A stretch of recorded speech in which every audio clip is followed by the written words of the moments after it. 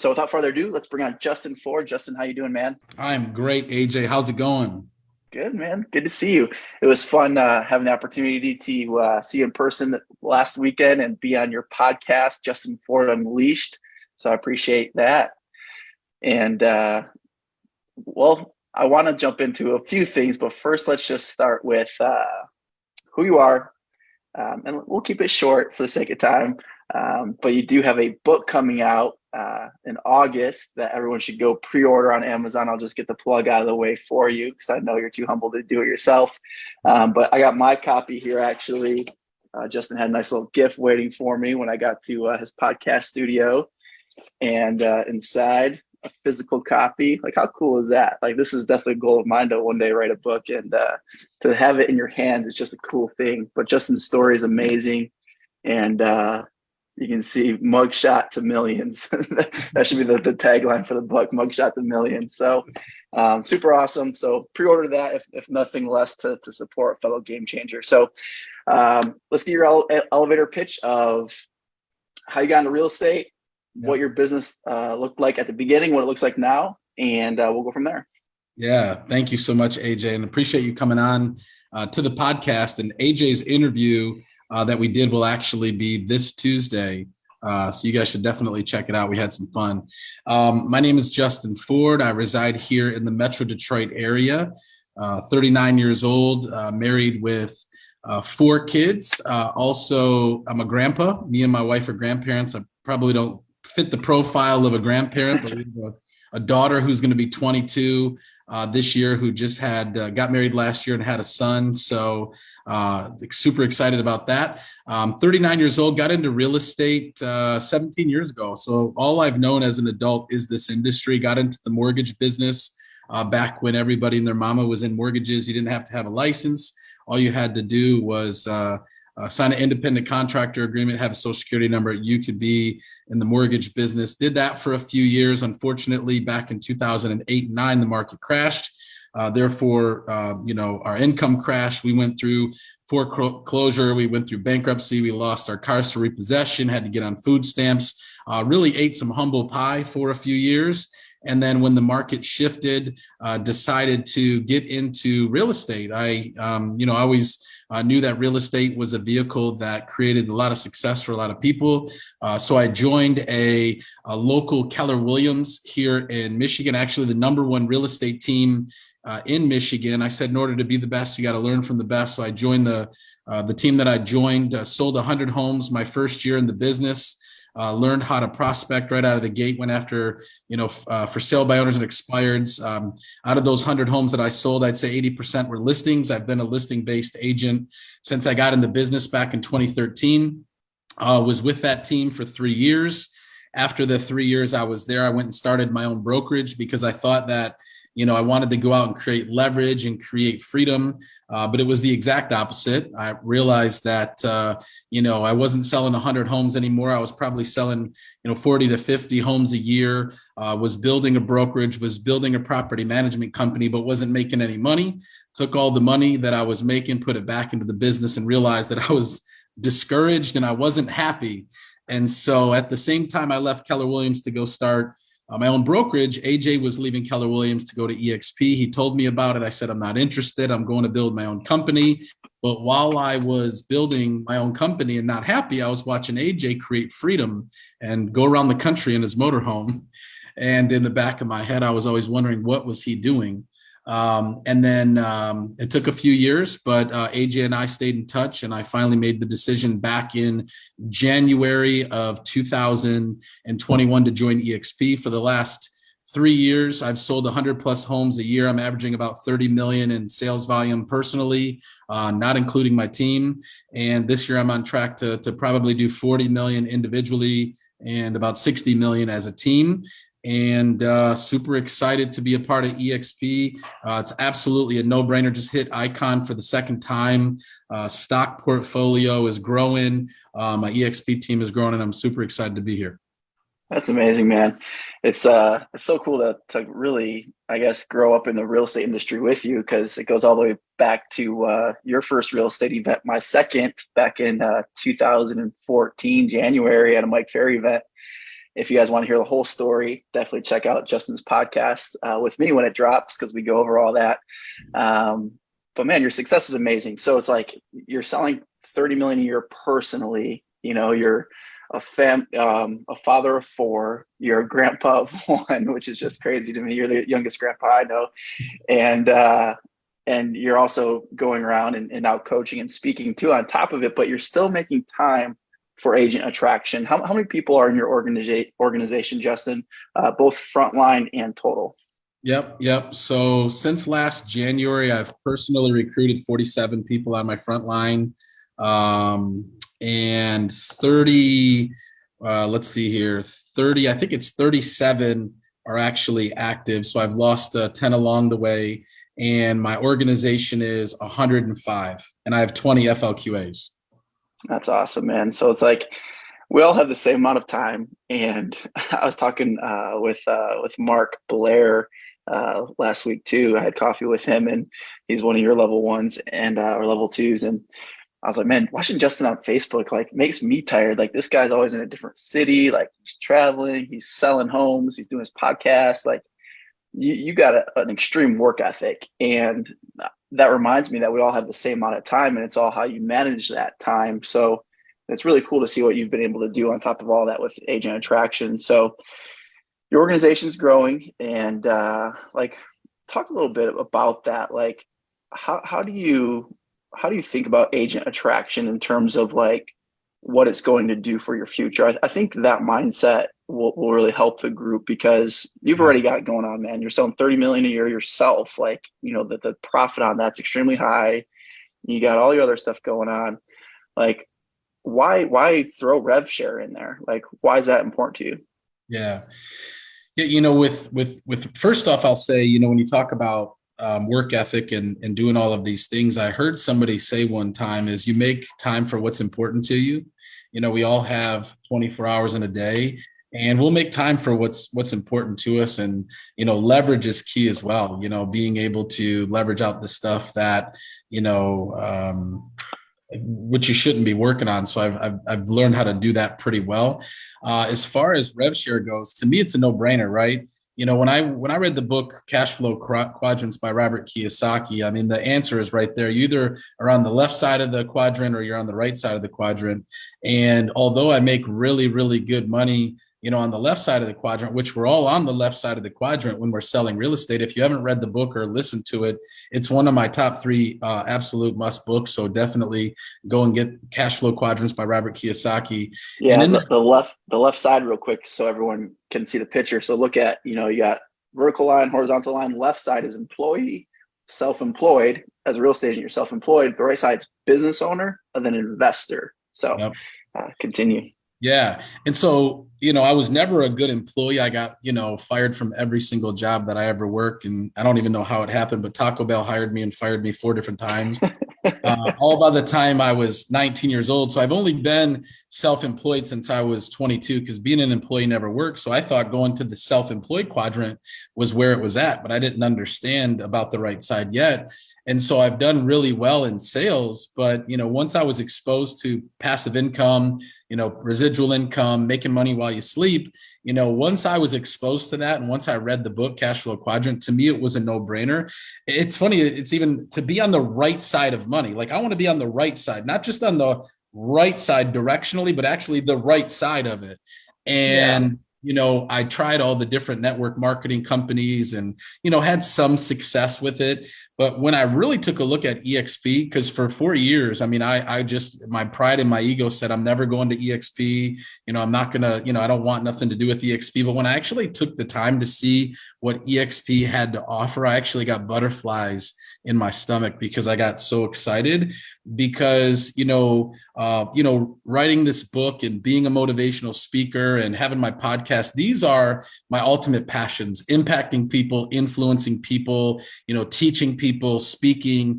And I realized that if I really want to do those things, you know, doing ministry, you know, I need to have time freedom, right? Because when you're running a transactional real estate business, even though you have, leverage set up, right? You have people doing the showings for you, you have people doing the paperwork for you. You still have to show up, if you're, actually selling homes to meet with buyers and sellers. And so, I actually have a goal that I'm working on to be out of production in the next 6 to 12 months. And some might say, well, oh my gosh, man, 30 million is a lot to give up. But, I actually feel like I'm losing opportunities through RevShare by being as busy as I am in production. And so, that's why I make time for RevShare, because, I've seen what it's done for you. I've seen what it's done, for John, Lars, and others. And to me, that money is a no-brainer, right? When you can create income, John J. Paul Getty said, I'd rather make 1% off of 100 man's efforts than 100% of my own. And Robert Kiyosaki talks about that in Cash Flow Quadrants, because, I've created a lifestyle based on 30 million a year, but what if I got hit by a car tomorrow? Right. And I can no longer go on a listing appointment. What if I no longer can walk in and meet with sellers and actually get listings taken? I mean, I go from, hero to zero overnight and everything's gone. And that's a scary thing, because none of us know if we're going to fall terminally ill. None of us know if we're going to be diagnosed with something. None of us know if something's going to happen to us where we can no longer show up and perform when your job or your income is totally dependent upon you. If you take you out of the equation, what happens to you and your family? And so to me, revenue share isn't an option. It's a necessity, and it's an absolute must. And so I'm excited to be working actively as we speak on how to replace myself from production to focus solely on rev share. That's so good, man.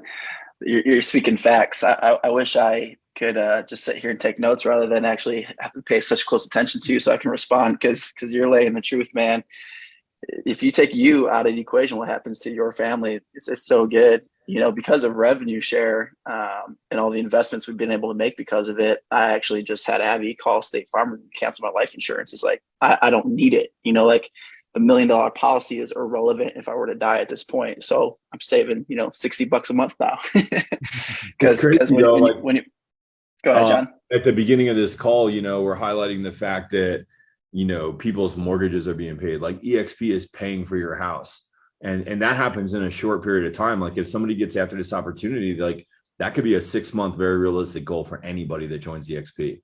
Like, yeah. Okay, your mortgage, but I think that it's also important to keep in mind that we're not putting the effort in. We're not making the decision to move to EXP for that. That's just a benefit along the way. Now we look at it like, okay, this has the opportunity to become like what it is for AJ, where it's not the mortgage payment, but he could buy the whole house every month. And it's like, that's where I get so passionate about this not being another brokerage opportunity, but it's a completely different opportunity that's unmatched in real estate. Yeah, so true. And I love what you said, Justin, when you said, like, I'm by selling 30 million a year, I'm missing out on this opportunity with revenue share to its full capacity. And that's one of the things that really hit me last year with anything in life. It's like, if you're saying yes to something, you need to purposefully and intentionally be thinking about what are you saying no to. So if someone asks you, hey, can you do this for me? Or, hey, can you come to this, party? Or, hey, do you want to do this weekly call with me? Like whatever it is, like, if you're just saying yes to everything without thinking, well, what am I actually going to be cutting out to make time for that? Because let's face it, we're all busy people. We're all busy real estate agents. And if you're constantly just, filling up your yes bucket without taking some out, like you're going to be, unfortunately, forced to be saying no things that you're not even being intentional with. And usually, unfortunately, for real estate agents, it's their families that they end up saying no to. And it's the other things that probably are lower on their priority list than their families that they're saying yes to. So thinking about saying, for you, it's like I say yes to a 7-figure a year passive income and rev share because I know that's your goal. You're going to be saying no to some of your production and probably building more leverage around that, referring more stuff out. So that's awesome, man. That's so good to hear. And I think that's really what stops most people from attracting is they're not saying no to enough things, like Netflix, sports, that kind of stuff. It's like, you gotta say no to some stuff. Cool. So let's share some tactics. Like, you said you sponsored like 47-ish frontline people over the last year and a half. Like, what do you feel like has worked for your initial conversations, and what would you feel like if you were coaching a brand new attractor up, you would share with them? Yeah. I think first off, and, obviously, AJ, you've helped me with this. I know John has encouraged me in this way, is I'm a go-getter, right? Like I'm all in 100. I have no plan B. I move at 100 miles an hour. And so I want to see results happen right away. Like I want to sign up for something. I want to get involved with something, and boom, I want to see the results immediately. And what I've learned is, we have to have patience, right? We have to have patience, right? If you don't get to 100 people in your first 6 months, it doesn't mean you're a failure. And when I had a little mindset shift, I just realized, you know what? I'm going to sell real estate, and I'm going to build relationships with real estate agents, and I'm going to add value to people, right? I'm going to serve people. I'm going to add value from helping people, that need help. I'm going to answer questions. I'm going to be vocal. I'm going to be on social media. I'm going to go to events. I'm going to build relationships. And I think for me, everything that I've done is just from a relationship standpoint. People want to be in business with people that they know, like, and trust, right? People sign up with people because they want to be partnered with somebody. I mean, that's why I chose to partner with you, AJ, was because, I had, and we're not even in the same local market, and there's some great EXP agents here in my local market, and I could have had access directly to their office and, gone to their presentations. But, I signed up with you because of the relationship, of things that we had in common, of seeing myself locking arms with you and building this thing together. And I think we have to really, for one, we can't compare ourselves with other people either, right? We can't say, well, I've only got 5 people in my first year and a half, but Justin signed up 47. That means nothing. Comparison will be the thing that keeps us from really creating the success that we ultimately want, because success is a process. And so for me, I had to stop comparing myself to people. I had to stop looking at what everybody else is doing, and I had to focus on, what I was doing. And I basically just add value to people. I look for ways to build relationships with people. And I also know that not everybody's going to be ready to sign up when you first talk to them. But if you continue to focus on the relationship and you continue to focus on how you can add value to people, if and when, it's time for them to come, they're going to choose you. And that's all I've done. And it was way before even EXP. I'll say that. Like, I was doing these things before I came to EXP, right? I was building relationships with people. I was, being vocal on social media. I was adding value, to people. And so when I came to EXP, I already had a bunch of relationships that I already had created, of people that said, well, if Justin's going, I'm going, right? And so for those of you guys that are here now and you're looking at ways to build the attraction side, is just go out and build relationships. Look at ways that you can serve people. Look at ways that you can add value. Look at ways that you can just get to know people, and don't even do it from the standpoint of, well, I hope they join EXP, right? It's got to be authentic and it's got to be real. Yes, you hope that they join EXP, but if you just go out and build great relationships, when it's time for somebody to make a move and when it's time for somebody to consider EXP, hopefully you've done enough of a great job for people to want to sign and partner with you. That's so good, man. I see that 100%. The top attractors have the relationships. It's not that, it's just like they're lucky that they have the relationships. It's because, like you said, they've been adding value for a while. And, the best time to plant a tree was 10 years ago. The second best time is today. We've all heard that. So, like, what are some things that people could do to start forming those relationships? Yeah, absolutely. Look at ways that I like to go to all of the local events here in the Metro Detroit area, right? When there's get-togethers for real estate agents, I'm going, right? I'm building relationships. I go to conferences. I go, Ryan Ogle, who's on this call, he spoke on Tuesday and did a absolutely incredible job. I met Ryan at a Glover U event. I'm a coach at Glover U, and I met Ryan at a Glover U event. And before he decided to come to EXP, both of us weren't even at EXP. I was at my independent company And we just started building a relationship. He sent referrals to me.